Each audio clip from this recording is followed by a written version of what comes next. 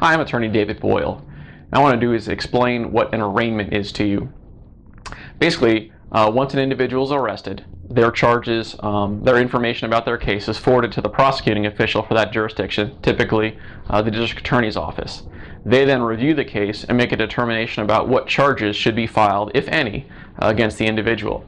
Once they elect to file charges, either by filing an accusation with the court or presenting an indictment to the grand jury, that information is forwarded to the court, and then a letter is sent to the suspect letting them know that they are basically being scheduled for an arraignment. Now, an arraignment is basically a formal way of saying that they're going to tell you what they're charging you with. At an arraignment court date, it's usually mandatory that you appear unless that right can be waived by your attorney, and that varies from jurisdiction to jurisdiction. But once you're at the arraignment, they'll call your name and read the charges to you. At that point, you have the option to enter a plea, either a plea of guilty or not guilty. And at that point, if you enter a guilty plea, you'll be sentenced.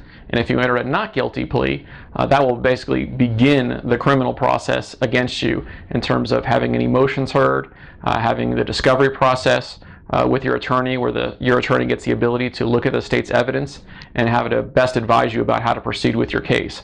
Ultimately, at the end of the arraignment process, which usually only takes a few minutes, it's kind of what you see on TV. Walk up, enter a plea of not guilty, and then you walk back out again.